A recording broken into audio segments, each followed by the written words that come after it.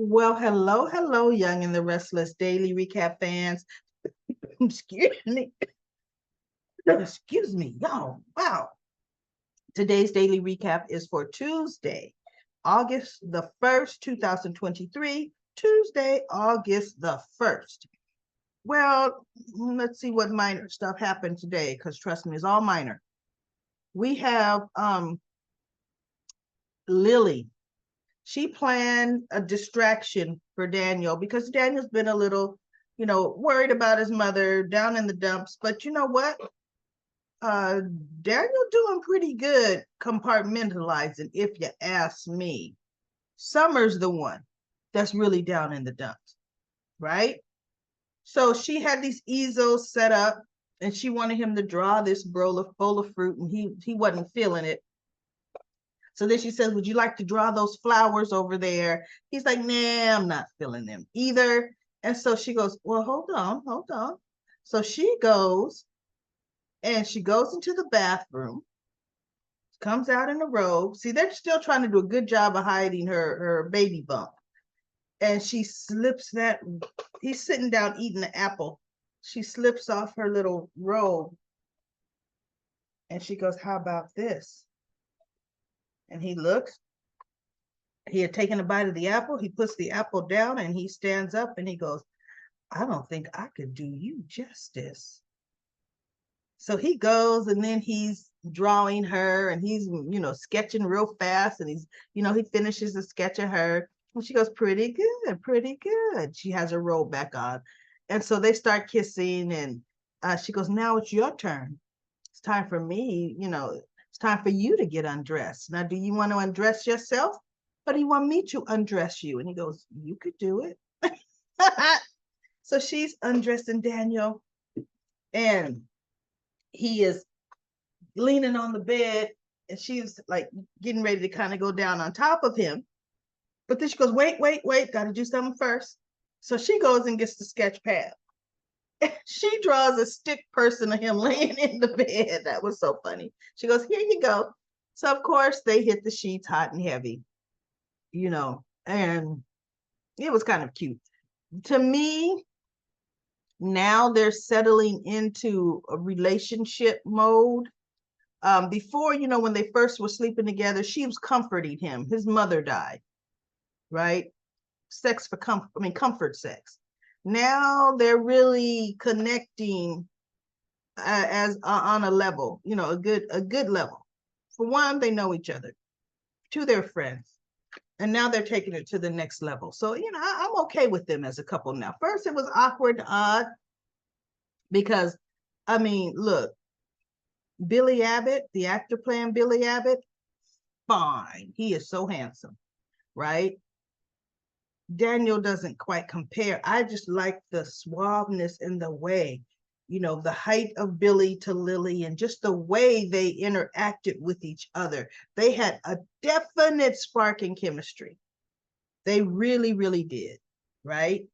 So now I'm getting used to Daniel and Lily connecting. It took some time, it really did, but I'm getting used to it. Okay. So now we have, let's see what else happened. Oh, Devon and Abby had guests, which was Tucker and Ashley over. And I guess it's closer to mid evening, and Abby's trying to talk to her mother, and she's Ashley is completely just preoccupied with Jack and Diane, Jack and Diane, Jack and Diane. And so finally, I think Devon or suggest, hey, why don't we just change the subject? Because she tried to talk about it, but she wasn't getting the audience she wanted, Ashley. Because trust me, Tucker is getting sick of it. Tucker's going to end up turning his back on Ashley because she's bitter. There's nothing to her. There's nothing appealing about Ashley right now. So she goes, sure, we could talk about the wedding. So Abby's like, great, I've got some stuff to show you. So Abby leaves the room to go get her wedding planning stuff. And Ashley's kind of staring, thinking about Jack and Diane. Abby comes back and she takes Ashley over to the other end of the room and she goes, okay, this is some of the stuff that I found for you. I want you to give your opinions on them. And so Abby's just talking to Mal a minute and she glances up at Ashley and Ashley's just looking. And she goes, Mom? And Ashley look at her, yes, honey. Are you paying attention? Sure. Okay, so I need the answers to some of these questions. Okay, how many people do you plan? Do you plan on it being really, really small? What, 5 people? Do you want it to be 50 people? What's your guest list looking like? Oh, we haven't even thought about that. Well, okay. And then she goes, okay, well, I've been talking to some caterers and we need to know, what date are you looking at for your wedding? Oh, you know what? We haven't even set a date. And Abby goes, well, that makes it a little difficult. We need a date so we can lock in, the vendors and lock in, flour, everything we need. Yeah, we'll get to it. We'll get to it. So Abby closes the book and she says, you know what? I don't think you really want this wedding. And Ashley looks at her, what makes you say something like that? She goes, because you haven't given it a second thought. All you're thinking about is Uncle Jack and Diane. That's all you're thinking about. And you know what? See, I offered for you both to have this wedding here, but not if it's a part of some stick it to Uncle Jack event. She said, because I don't want to be a part of any of it. And she stands up and Abby walks away. And Ashley's sitting there. Abby, and Abby's just, oh, she's pissed. So then, we go to another scene, and when we come back, Abby's collecting while Abby's talking to Ashley, Tucker is talking to Devon. And he asked Devon to be his best man. And Devon agreed. So that made Tucker the happiest man on earth. His son agreed to be the best man. So then when they come back, Abby's picking up cups. And you know how Abby, when she's pissed at something, Abby shows it on her. She has no poker face whatsoever. Abby is picking up the cups and everything. So they're saying their goodbyes.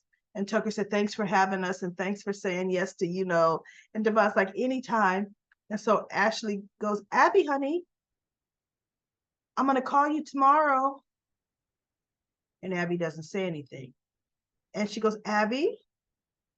So then Abby slowly turns around. She goes, yes. I'll call you tomorrow, honey. Okay. So she goes, Abby, as she's walking towards her, then she goes, you know what, never mind. And then she holds up her hands like, give me a hug. And Abby just kind of like leans into her, So Ashley and Tucker leave and Devon says, well, that was a little chilly between you and Ashley there, or, really you towards Ashley. And so she goes, you know what? I think I may have misjudged Tucker.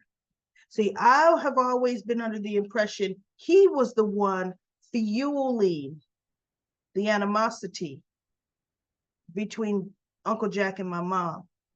She goes, but now I think this is all her. I think it's all her. So Devon kind of hugs her and she's just like shaking her head, because who wants to be around that? Nobody. Not even her daughter. Nobody. And she's so, I'm doing this for the family, for my fathers. No, you're not, Ashley. No, you're not. Because like Abby said, you already started another company. You already started it. So what? So anyway, we also have, I already see what's getting ready to happen. Can anybody else see what's getting ready to happen? We kind of knew it when they kept making Chance bump into Summer constantly, right? Well, now they're still constantly. What I don't like is they're having Chance get into a hot and heavy sexual relationship with Sharon, the cougar. And now we have little budding feelings for this little fawn here, Summer. We're friends. I'm here. You could talk to me anytime. You look like you need a friend to talk to, Summer. You look like it. And she goes, like, no, friend or a cop? And he goes, I said a friend, right?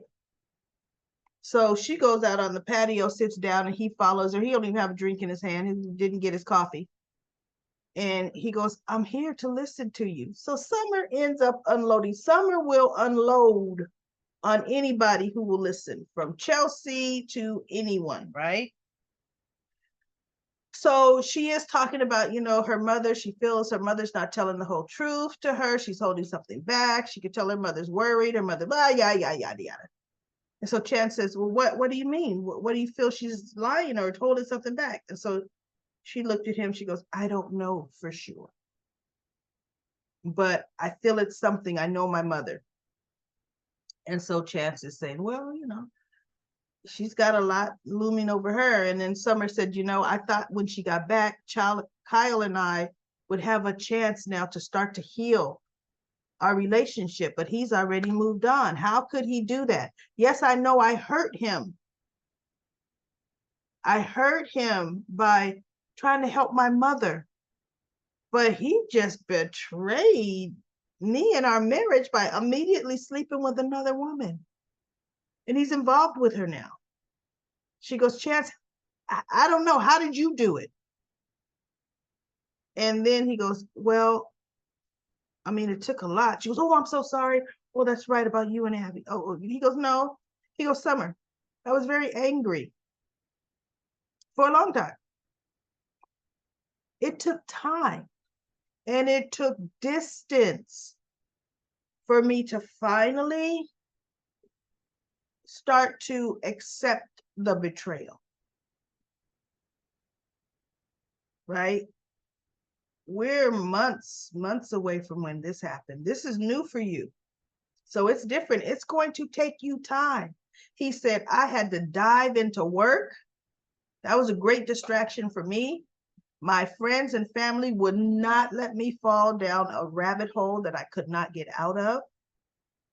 He said, but it was not easy at all. And so she was just saying, I have to, I really do know that I have to step back from my mother. I have to, she's here, she needs to put her life together because I got my own worries now. Christine wants to charge me. And so Chance says, I'll talk to Christine on your behalf. And she goes, really? You do that for me? Summer looks down and then she looks up. You do that for me? And he goes, sure, you were put into a difficult, a rock and a hard place situation. The things you did, I'll tell her, you did under duress, just trying to protect your mother any way you could. And, that you were as much a victim as anybody, right? And so she goes, he goes, and besides, Christine has no concrete evidence that you even helped Phyllis. She doesn't really have a case. And I thought, you really did leave Detective Chance at the door, didn't you? Because you're not supposed to be telling her private information that the DA has and what the DA doesn't have. Chance, you know better than that, right? He goes, I'll get Christine to see. She the circumstantial. And so she goes, she doesn't have a witness or someone that really, concrete, somebody that's going to testify against you. And so Summer looked up and she goes, Kyle probably would. And he said, Kyle, you think he would really do that? She goes, yeah, I think he would. So Chad says, well, you know what? I can argue that Kyle has ulterior motives. Kyle is not a reliable witness. And she goes, I can't believe you would do this for me. And I'm thinking, I can't believe you do it for either. Okay, I look, you already hitting Sharon in the back room of the coffee house. Where are we going to hook up with Summer at? Are we actually going to hook up with Summer at her room at the GCAC? And bottom line, where is Chance's place? I don't know where Chance is staying. I don't know if is he staying at the GCAC or did he find some kind of apartment that they just haven't shown? I don't know. Right? So anyway, they were just talking and he's like, look, she goes, you did make me feel better. I needed to unload all of this stuff. Thank you so much. You are a good friend. And he goes, anytime you need to talk, Summer, anytime I'm here for you. And I thought, oh, how you gonna be there for her anytime when you just in a new physical relationship with Sharon that's gonna be spontaneous, that is spontaneous. Detective Chancellor. Okay. So now we have Phyllis shows up at Adam's new place / Lily's old place. And he's got boxes, he's unpacking, trying to get things together. Phyllis just shows up at the door with the cactus and he's talking to her. And he was saying, you know, the job is yours if you want it. And so she goes, wait a minute, but has Nick agreed to it? You know, what's Nick say? And so he goes, well, I told Nick and Sharon. And she goes, and how did they react? He said, they didn't like it. Nick didn't like it, especially. But then when I told him how you having this job is going to help your children, one of which was his daughter, that he is so concerned about, ultimately, Phyllis, he wants the mother of his child to be okay, ultimately. And so she paused and she goes, you know, like, I guess he would, you know, because that is baby mama for Nick. So he goes, so they're both on board. So then she's saying, well, I need you to find out, this is what I need you to do for me. Find out something I could use to take down Tucker McCall. And Adam's like, well, look, why would I want to get involved in that? I'm trying to start a brand new company. I'm promising to be on my P's and Q's. And you want me to go down some rabbit hole when why would I need to? Well, as Adam is talking, because Phyllis has no poker face, he goes, he figured it out. Tucker has something. Well, he's holding something over you. And then he started talking about Carson, and I always thought that was suspicious how he just shows up out the blue. Is he lying? Did Tucker pay for him? Or does Tucker just know about Carson and can pay Carson to disappear? See, Phyllis didn't spill the whole beans. Adam knows it has something to do with Carson, but he does not know Carson lied. Phyllis is not that stupid. She cannot let anyone else know that secret because they will be blackmailing her for the rest of her life, especially someone like Adam, right? But everybody thinks the worst of Tucker, and she's saying he's holding my life in his hands. See? But that whole statement in itself means because he's done something. He's done a favor for you that you owe him that you can't even repay. So Phyllis is getting ready to go. And so she goes, so are you going to help me or not? And Adam says, I haven't decided, but this changes everything, me knowing what I know. And so she goes, okay, but please don't take too long. And she kind of smiles like, clock is ticking for my trial. Clock is ticking, right? So anyway, she leaves, and Adam, the look on his face, you could see he's gonna go after McCall. Adam don't like McCall anyway, right? It's no skin on his nose. Because what Phyllis says, look, you have all his company records. You can find something. You know, there has to be something there. And I'm thinking, nah, not really. What makes you say that, right?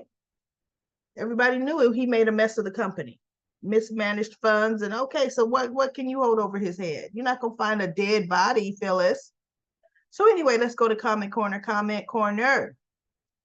Such says Kyle's a brat, but he jumped in bed with Audra, no respect, lies. Now Kyle let Audra disrespect Summer.